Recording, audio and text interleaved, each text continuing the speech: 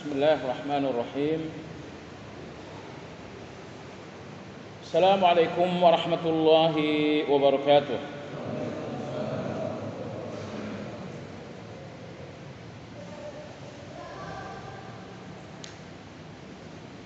Innal hamdalillah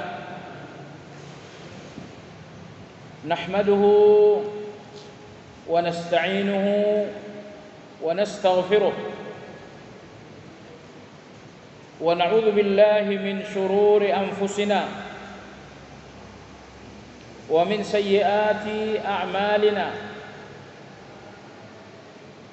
Man yahdihillahu fala mudilla lahu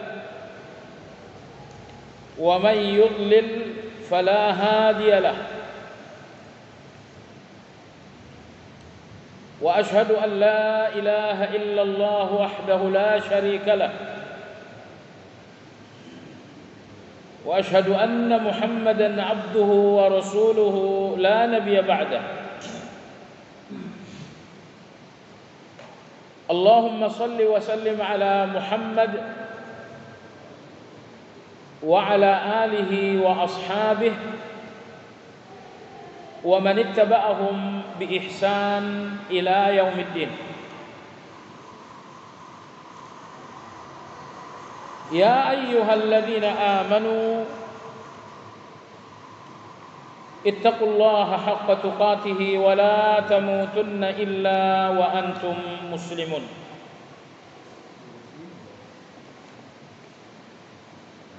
Kaum muslimin rahimakumullah,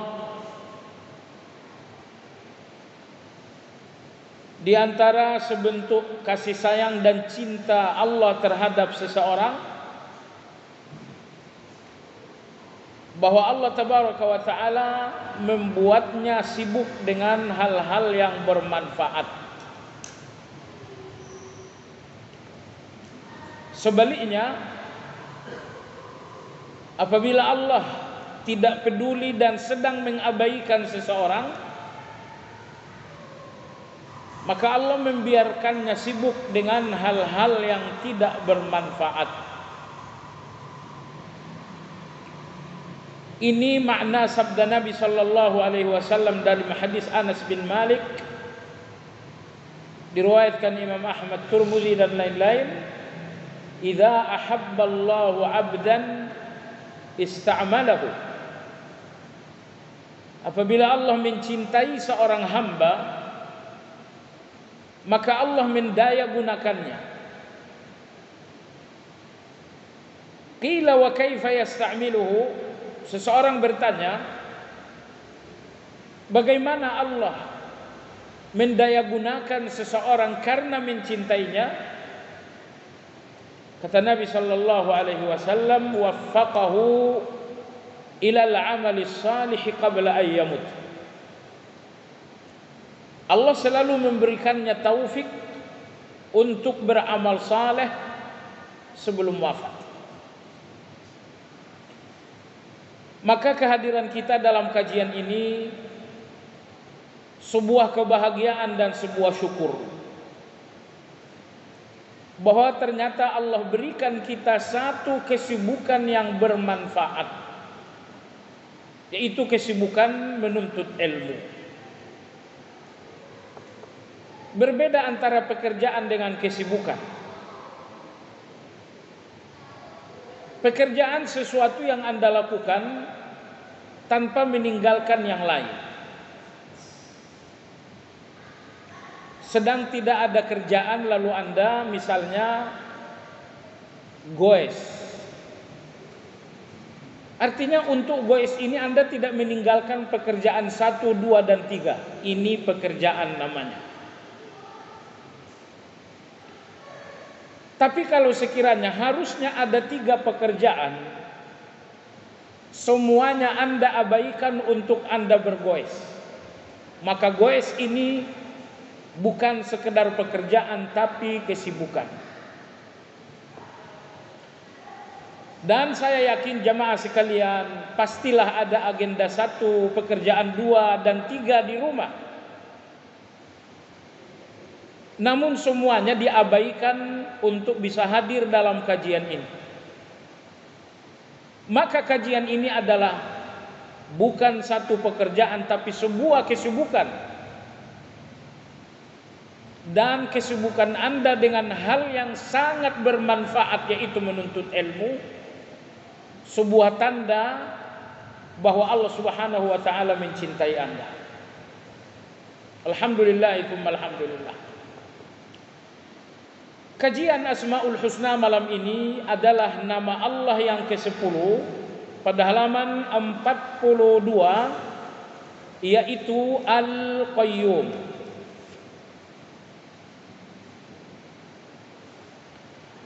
Dalam terjemahan bahasa Indonesia, Al-Qayyum artinya adalah maha menjaga ciptaannya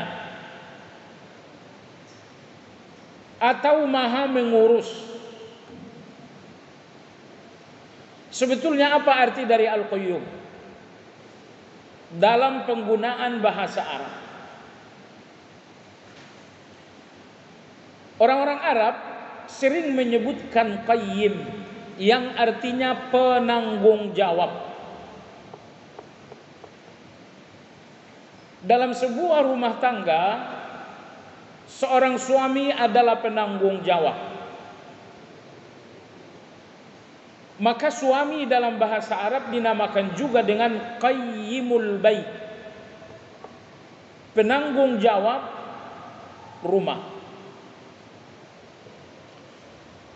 Dalam hadis riwayat Imam Bukhari dan lain-lain, Nabi sallallahu alaihi wasallam bersabda tentang tanda-tanda kiamat.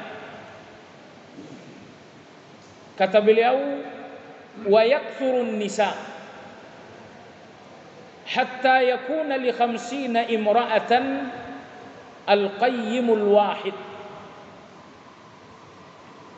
Menjelang kiamat, wanita akan sangat banyak sekali, sehingga 50 wanita berhadapan dengan satu orang suami. Maksudnya 50 wanita sebanding dengan satu laki-laki. Jadi kalau satu laki-laki cuma ngambil satu perempuan, ini berarti 49 wanita akan hidup tanpa suami. Mau diapain itu? Jelang dunia kiamat. Sekarang sudah berapa? Anding 6, masih lama berarti. Allahu a'lam. Anda perhatikan dalam hadis ini bagaimana Nabi alaihi salatu wassalam menyebutkan suami dengan Al-Qayyim. Baik. Jadi qayyum itu sighat mubalaghah. Pola kata mubalaghah yang mengandung arti luar biasa. Adapun pola kata biasanya adalah qayyim. Di negeri Syam ada satu sekolah yang bernama Al-Jauziyah. Tentu ada pemimpin dan penanggung jawab sekolah tersebut, pimpinan sekolah, direktur sekolah. Dan direktur sekolah tersebut dinamakan dengan Qayyim Al-Jauziyah. Ternyata direktur sekolah ini punya anak, bahkan ulama besar, lalu dijuluki dengan Imam Ibnu Qayyim Al-Jauziyah. Qayyim artinya adalah kepala sekolah. Al-Jauziyah nama sekolahnya. Jadi Qayyim Al-Jauziyah artinya adalah kepala sekolah Al-Jauziyah. Kenapa kepala sekolah dinamakan Qayyim? Karena dia bertanggung jawab penuh terhadap seisi sekolah dan program sekolah. Baiklah.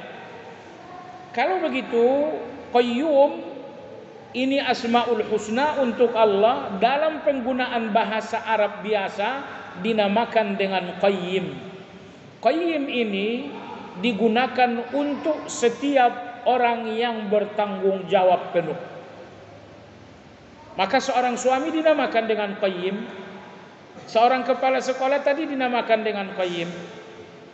Dengan demikian, Al-Qayyum diantara artinya adalah yang maha bertanggung jawab penuh. Itu arti secara harfiah. Jamaah sekalian yang saya hormati, Imam Al-Mawardi dalam kitab tafsir beliau yang bernama An-Nukat wal Uyun, beliau menyebutkan bahwa Al-Qayyum atau Qayyim dalam bahasa Arab memiliki 6 makna. Tetapi ketika Qayyum itu menjadi nama Allah, maka maknanya hanya ada 2. Maknanya hanya ada 2. Apa itu? Yang pertama kata beliau, al-qa'imu binafsihi wal qayyumu li ghairihi. Yang maha mandiri dan maha mengurus yang lain. Yang maha berdiri dan mendirikan yang lain. Itulah makna al-qayyum, yang maha mandiri dan memandirikan yang lain, yang maha berdiri sendiri dan memberikan dan maha mendirikan yang lain. Itulah arti dari al-qayyum, maha berdiri dan mendirikan yang lain.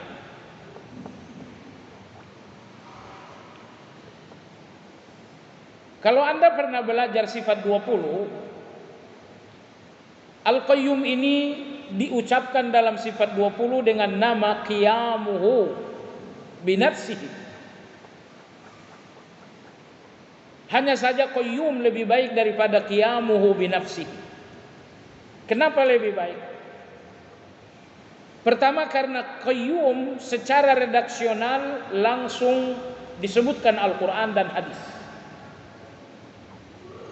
Lalu yang kedua dari segi makna, qayyum dinamakan dengan sighat mubalaghah. Adapun qiyamuhu binafsihi hanyalah kata dasar atau masdar.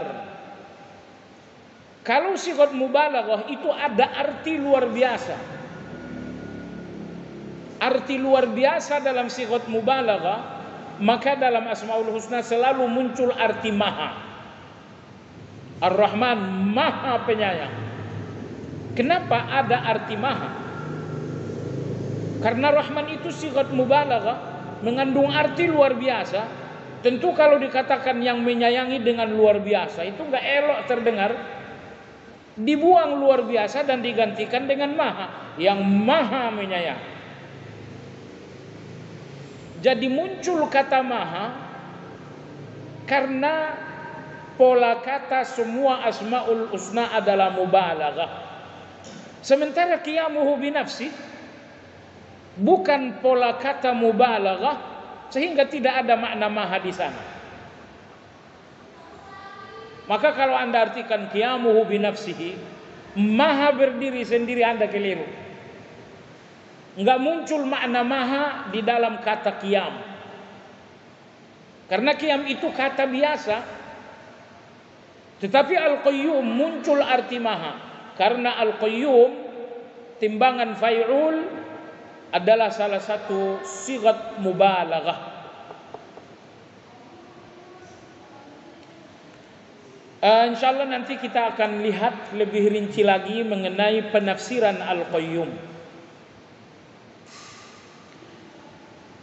Penulis menyebutkan bahwa al-qayyum dalam Al-Quran disebutkan sebanyak 3 kali. Dan yang menarik,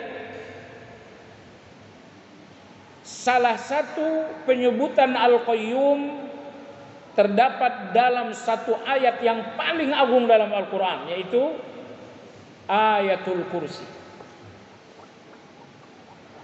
Allah berfirman, Allahu la ilaha illa huwal hayyul qayyum. Juga yang menarik jamaah sekalian, bahwa 3 kali Allah menyebutkan Al-Qayyum dalam Al-Quran, semuanya selalu bergandengan dengan Al-Hayyu. Dalam Hasanah Asmaul Husna, ada istilah muqtarinah dan ada istilah muzdawijah. Ada asmaul husna yang bergandengan dan ada yang berpasangan. Itu berbeda. Ghafurur Rahim itu bergandengan. Tapi kalau misalnya dalam surat Al-Hadid Allah berfirman, Huwal awwal wal akhir wal zahir wal batin. Al-awwal wal akhir itu tidak bergandengan tapi berpasangan. Makanya Asmaul Husna yang bergandengan itu disebutkan langsung tanpa dibatasi dengan waw. Wa kana Allahu ghafurar rahima. Itu bergandengan. Tapi kalau Asmaul Husna yang berpasangan,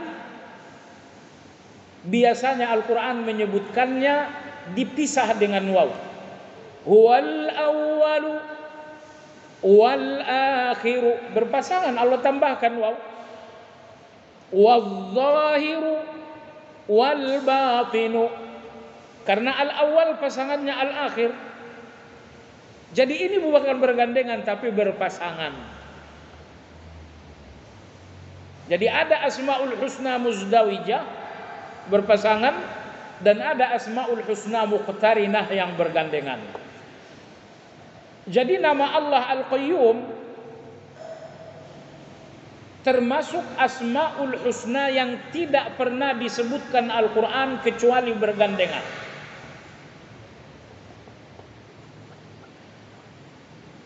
Dan gandengannya pun sebab dalam 3 kali penyebutan selalu hanya digandengkan dengan Al-Hayyu. Dalam ayatul kursi Allah berfirman, Allahu la ilaha illa huwal hayyul qayyum. Bagian awal surat Ali Imran, Allahu la ilaha illa huwal hayyul qayyum. Nah di sini dalam surat Taha Allah berfirman, wa anatil wujuhu lil hayyil qayyum. Tidak pernah Allah menyebutkan Al-Qayyum kecuali bergandengan. Dan gandengannya pun cuma satu dalam Al-Quran, yaitu Al-Hayyu. Dan kalau Anda pergi ke dalam hadis, ternyata pola yang sama juga terjadi dalam hadis. Nabi tidak pernah menyebutkan Al-Qayyum kecuali berpasangan dengan Al-Hayy. Zikir pagi dan sore, ya Hayyu ya Qayyum birahmatika astaghits. Istighfar menjelang tidur, istighfar yang sangat mahal. Istighfar Anda habis sholat mahal, tapi istighfar termahal adalah ketika Anda istighfar menjelang tidur. Dalam hadis riwayat Imam Tirmidzi, Nabi sallallahu alaihi wasallam bersabda, "Man qala hina ya'wi ila firashihi." Siapapun yang mengucapkan ketika telah berbaring untuk tidur malam.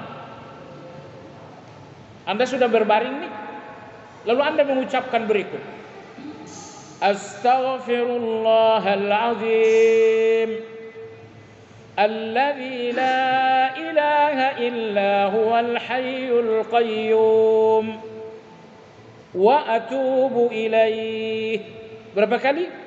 1 kali. Kata Nabi sallallahu alaihi wasallam, ghufira lahu ma taqaddama min dzambihi wa in kana qad farra min az-zahf. Dosa masa lalunya diampuni oleh Allah meskipun terdapat dosa melarikan diri dari medan jihad. Melarikan diri dari medan jihad, dosa kecil atau dosa besar? Dosa besar. Tapi kata Nabi SAW, meskipun dalam perjalanan masa lalu terdapat dosa besar seperti lari dari jihad, semuanya diampuni oleh Allah Azza wa Jalla. Dengan catatan, begitu Anda berbaring, segera ucapkan astaghfirullah al-azim, alladzi la ilaha illa huwal hayyul qayyum wa atubu ilaih. Saya kira Anda semua hafal. Tapi mungkin sebagian baru malam ini tahu kalau itu dianjurkan dibaca saat udah rebahan mau tidur malam. Kalau baru tahu malam ini, maka kajian ini sebuah anugerah besar buat Anda. Ini diantara kita ada yang sudah masa lalunya 60 tahun. Ada juga yang mungkin masa lalunya sudah 70 tahun. Ada yang masa lalunya 50-40 tahun. Masa lalu Anda sudah berpuluh-puluh tahun dan terus terang itu semuanya penuh kotoran. 50 tahun penuh kotoran, 60 tahun penuh kotoran. Sebelum mati, semua kotoran itu harus bersih. Apa yang harus Anda lakukan? Ini salah satunya.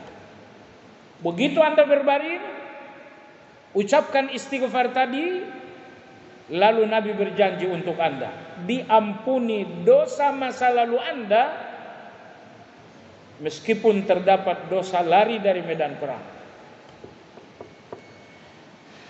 Anda lihat dalam istighfar jalan tidur, Nabi pun menyebutkan qayyum bergandengan dengan al-hayy. Astaghfirullahal azim alladzi la ilaha illahu. Anda punya dua pilihan, al-hayyul qayyum, atau kalau al-hayyul qayyum berarti mubtada khabar. Khabar mubtadanya dibuang, huwal hayyul qayyum. Pilihan kedua Anda baca dengan fathah. Al-hayyul qayyum berarti dia sifat mausufnya adalah Allah. Astaghfirullah al-azim alladzi la ilaha illahu al-hayyul qayyum wa atubu ilaih. Dua-duanya boleh. Al-hayyul qayyum atau al-hayyul qayyum boleh. Pertanyaannya, kenapa dalam penyebutan Al-Quran juga dalam penyebutan hadis Al-Qayyum selalu digandengkan dengan Al-Hayy? Jawabannya sebenarnya ada dalam buku, tapi saya percepat. Semua sifat Allah kembali kepada Al-Hayy dan Al-Qayyum. Berapa sifat Allah? Mana kita tahu? Seandainya sifat Allah itu 100, itu bagi 2. 50% sifat Allah kembali kepada Al-Hayy, 50% sifat Allah kembali kepada Al-Qayyum. Oh, ini terlalu global. Saya belum paham. Sifat Allah ada 2. Sifat zatiyah. Semua sifat zatiyah kembali kepada Al-Hayy. Allah Maha mendengar. Kenapa Allah mendengar? Karena Allah Al-Hayy.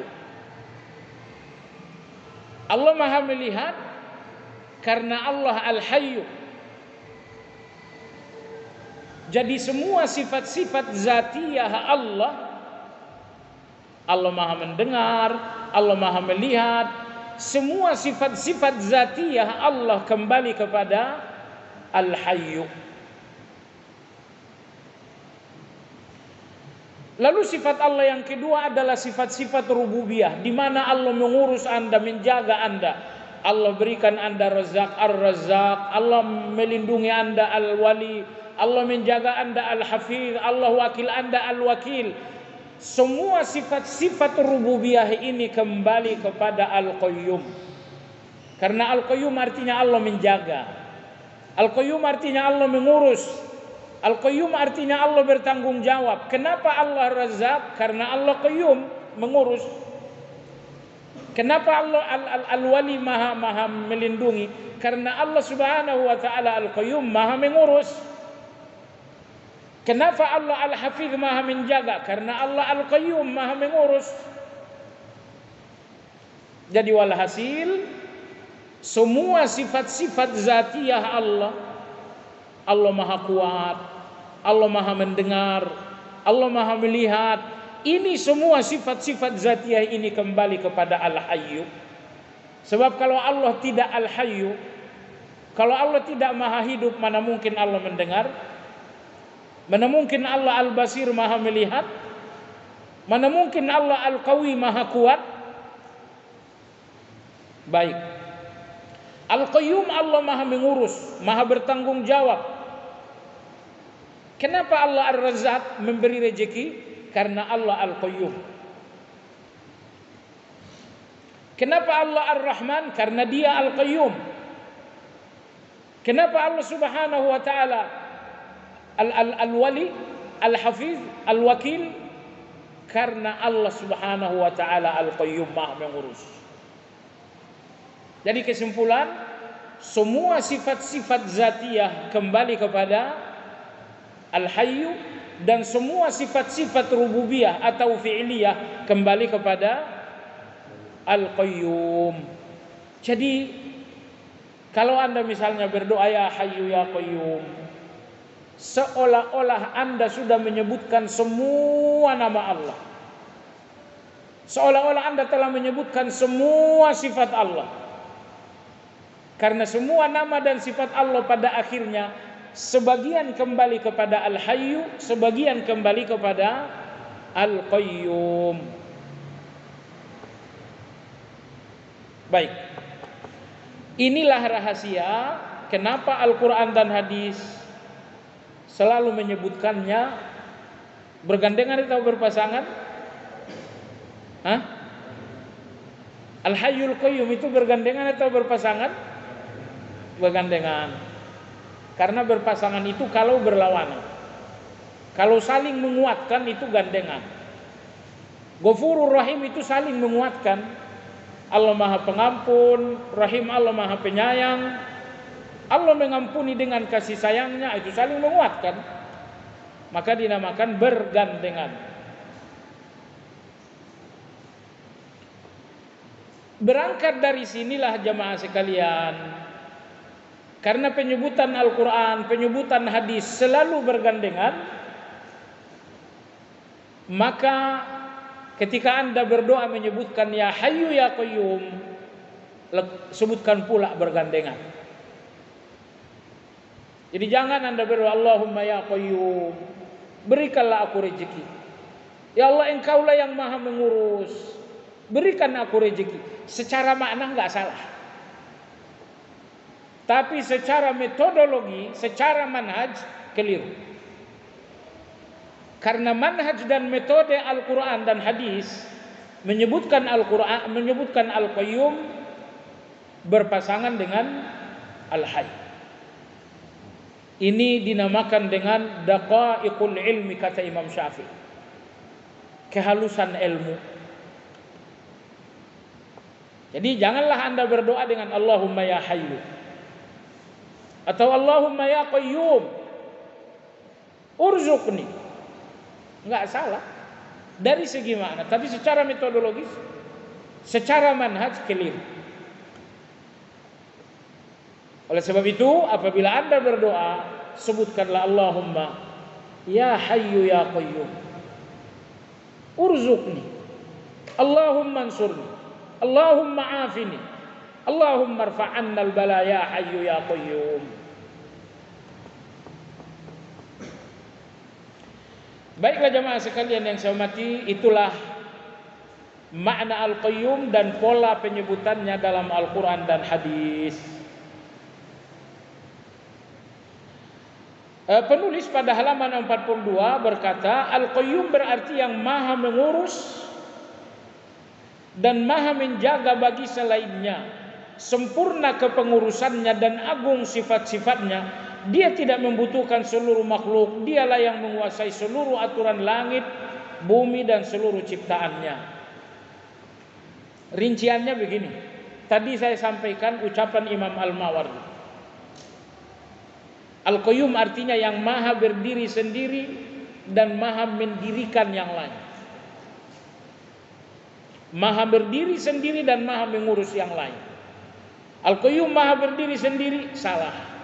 Maha mengurus yang lain, lebih tepatnya digandengkan. Baik. Al-Qayyum, Allah maha berdiri sendiri. Kenapa Allah Qayyum berdiri sendiri? Karena Allah tidak membutuhkan apapun. Karena semuanya ada pada Allah. Anda tidak Qayyum karena Anda butuh istri, Anda butuh anak, Anda butuh dokter, Anda butuh banyak hal. Tapi ketika Allah tidak butuh apapun dan siapapun, maka Allah Qayyum, Allah berdiri sendiri. Allah berdiri sendiri karena sempurna semua yang Allah miliki. Sebab tidak ada yang tidak dimiliki oleh Allah. Jadi Allah maha berdiri sendiri karena Allah memiliki segalanya. Karena Allah memiliki segala-galanya, maka Allah maha mengurus. Kalau Allah cuma memiliki dua hal, Allah nggak bisa dinamakan Qayyum, maha mengurus. Anda butuh sehat, Allah punya sehat. Anda butuh selamat, Allah memiliki selamat. Anda butuh kekayaan, kekayaan Allah nggak pernah berkurang. Anda butuh kekuatan, kekuatan Allah di atas segala kekuatan. Allah memiliki segala-galanya. Makanya Allah maha mengurus, karena Allah memiliki segala-galanya. Yang tidak memiliki segala-galanya hanya mengurus Anda dengan sangat lemah. Sangat lemah. Nah, oleh karena Al-Qayyum artinya maha mengurus, maha bertanggung jawab, atau makna yang lebih spesifik, Al-Qayyum maha berdiri sendiri dan maha mengurus yang lain. Makanya ya Hayyu ya Qayyum ini diucapkan dalam zikir kesulitan. Ketika Anda dalam keadaan sulit, keadaan sulit yang membuat Anda menemukan jalan menuju Allah, ini rahmat. Jadi Anda jangan berpikir kesulitan itu bukan kasih sayang Allah. Allah menyayangi Anda dengan kebijaksanaan.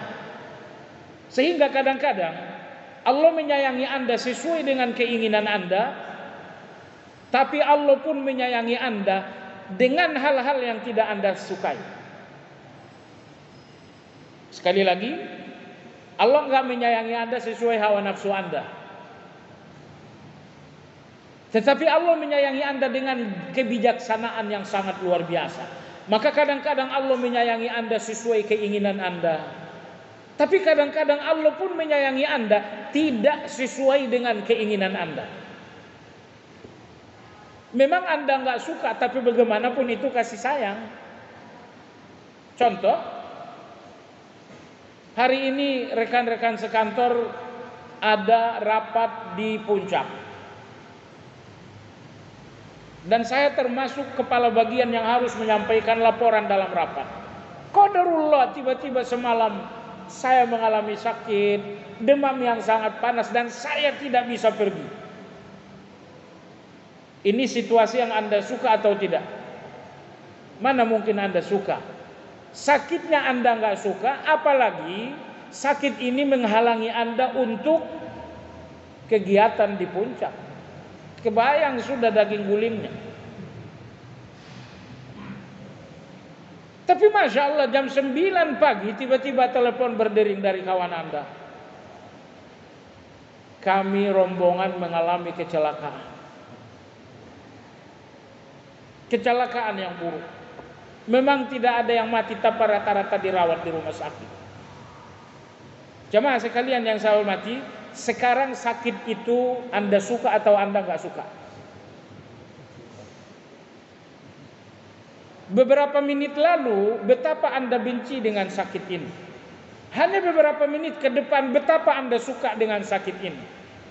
Kalau Allah menyayangi Anda dengan hawa nafsu Anda sudah ikut mengalami kecelakaan. Tapi Allah menyayangi Anda dengan kebijaksanaan Allah Azza wa Jalla. Oleh sebab itu jamaah sekalian, jangan benci dengan kesulitan. Jangan benci dengan musibah. Seorang laki-laki baru saja beli motor baru. Dengan motor baru ini selalu jalan-jalan dengan istri dan kedua anaknya yang masih kecil. Qadarullah, tiba-tiba motor itu jatuh. Motor itu dicuri orang. Situasi yang buruk, bukan? Tapi siapa tahu kalau motor tidak hilang, Anda sekeluarga akan mengalami kecelakaan di jalan raya. Siapa tahu? Anda nggak tahu ilmu Allah Azza wa Jalla. Yang jelas kalau Anda orang baik, hilangnya motor ini kasih sayang. Kasih sayang Allah yang boleh jadi untuk melindungi Anda dari satu keburukan yang Anda nggak tahu. Jadi Masya Allah jemaah sekalian yang saya hormati, kita ini orang bodoh dalam memahami segala keputusan Allah. Di depan saya Anda orang pintar benar, tapi di depan Allah siapa yang pintar? Mana ada yang pintar di depan Allah? Gelar 10 gelar profesor di depan Allah tetap aja bodoh. Baik jemaah sekalian, ini satu kaidah yang mesti Anda paham, bahwa Allah menyayangi manusia dengan kebijaksanaannya, bukan dengan hawa nafsu manusia itu. Maka karena Allah menyayangi Anda dengan kebijaksanaan, terkadang Allah menyayangi Anda sesuai dengan yang Anda inginkan. Anda ingin sehat, Allah kasih sehat. Anda ingin uang, Allah kasih rezeki. Tapi kadang-kadang Allah pun menyayangi Anda dengan hal-hal yang Anda nggak suka. Walaupun Anda nggak suka, itu adalah kasih sayang Allah. Syekhul Islam Ibn Taimiyah rahimahullah, beliau punya catatan yang sangat bagus. Kata beliau, terkadang Allah Azza wa Jalla menyempitkan hajat-hajatmu. Ingin A nggak mampu, ingin B ternyata nggak bisa. Intinya Allah menyempitkan hajat-hajatmu. Setelah itu engkau berdoa minta tolong kepada Allah. Ya Allah, ya Hayyu ya Qayyum, Allahumma ya Razzaq. Anda berdoa, enggak lagi berdoa dengan sekedar ucapan, tapi Anda betul-betul berdoa dari hati yang paling dalam.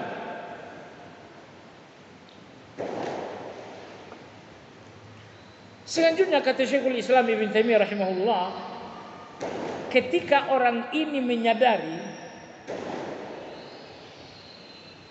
ketika dia berdoa dari hati yang paling dalam untuk meminta hajat, ternyata doa meminta hajat lebih nikmat daripada hajat itu sendiri.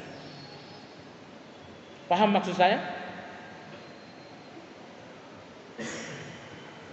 Mungkin Anda ingin punya rumah. Sampai sekarang saya masih ngontrak. Nikmat betul kalau saya punya rumah. Anda berdoa kepada Allah Azza wa Jalla, ya Allah, Allahumma antal ghaniyul hamid, antas sami'ul alim, antar razzaqul karim. Sekiranya Anda duduk merenung, manakah yang lebih nikmat? Bahwa Anda berdoa kepada Allah untuk minta keinginan Anda, atau keinginan Anda itu yang lebih nikmat? Kata Syekhul Islam Ibn Taimiyah rahimahullahu taala, kalau setiap manusia jujur, kenikmatan berdoa kepada Allah meminta keinginan lebih nikmat daripada keinginan itu sendiri. Gimana, lo ngerti? Saya kasih contoh yang lebih hot. Seorang anak muda ingin nikah. Kalau yang udah nikah jangan dulu. Lalu dia berdoa kepada Allah Subhanahu wa taala, Allahumma ya Razzaq, Allahumma ya Karim, Allahumma ya Mannan, Allahumma ya Dzal Jalali wal Ikram. Mudahkan perjalanan untuk bisa menikah. Kata Syekhul Islam Ibnu Taimiyah, kalau orang ini mau bicara jujur, niscaya dia akan mengatakan kenikmatan meminta kemudahan menikah lebih nikmat daripada pernikahan itu sendiri. Pernikahan itu hanya Anda nikmati dengan satu organ tubuh Anda, tapi berdoa kepada Allah Anda nikmati dengan hati Anda. Mana yang lebih nikmat? Sesuatu yang Anda nikmati dengan hati atau yang Anda nikmati dengan salah satu organ tubuh Anda? Nah, disinilah ingin saya katakan jamaah sekalian, Allah sempitkan hajat Anda agar Anda pergi ke hadapan Allah meminta. Ya, kata Syekhul Islam, Allah sempitkan hajat Anda agar Anda pergi kepada Allah untuk meminta, ya Allah, ya Allah, ya Allah. Ternyata Allah memberikan Anda dua hal. Pertama, doa ini Allah berikan bagi Anda pahala di akhirat. Lalu kemudian Allah berikan Anda hajat. Bayangkan kalau Anda memiliki hajat dan gak perlu pakai berdoa, Anda dapatkan hajat, selesai. Tapi ketika hajat itu tidak ada, lalu Anda berdoa kepada Allah, lalu kemudian Anda dapatkan hajat. Perhatikan bagaimana Allah menyempitkan hajat Anda agar Anda mendapatkan pahala yang besar di akhirat, yaitu pahala doa. Kalau dari tadi ada hajat Anda nggak dapatkan pahala berdoa ini, tapi agar Anda dapatkan pahala besar dalam doa, maka Allah sempitkan hajat Anda agar Anda berdoa lalu Anda dapatkan pahala doa. Di samping itu kemudian Anda dapatkan hajat, sehingga Anda dapatkan dua hal. Anda dapatkan hajat untuk dunia, Anda dapatkan pahala doa untuk akhirat. Ya salam. Ini namanya Ar-Rahmanir Rahim. Ini namanya Allah Maha Penyayang. Maka saya katakan sekali lagi jemaah sekalian, semua kesulitan yang membuat Anda mengatakan ya Allah, ini kesulitan, ini rahmat. Sakit yang membuat Anda memanggil Allah, ya Allah, ini sakit, ini rahmat. Dia tidak rahmat untuk dunia Anda, tapi dia rahmat untuk akhirat Anda. Rahmat akhirat lebih besar daripada rahmat dunia. Wallahu a'lam. Masuk waktu kan? Hah? Baik, saya sempurnakan. Dalam ayatul kursi Allah menyebutkan la ta'khudhuhu sinatu wala naum. Allah tidak ngantuk, Allah tidak tidur. Tidak ngantuk, tidak tidur, kembali kepada Hayyun, kembali kepada Qayyum. Qayyum Allah Maha mengurus.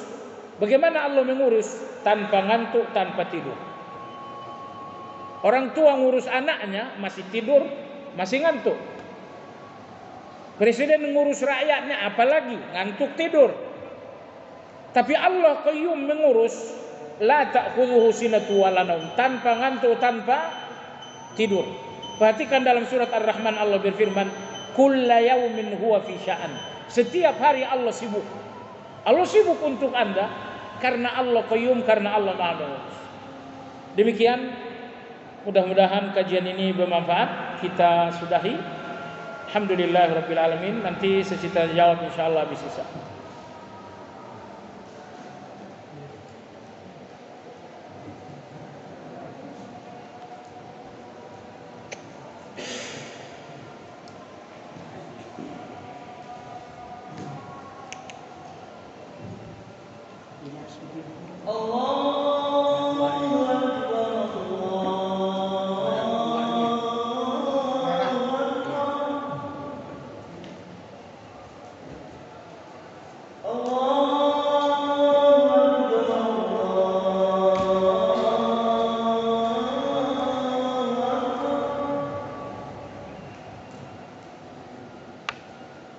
Salam.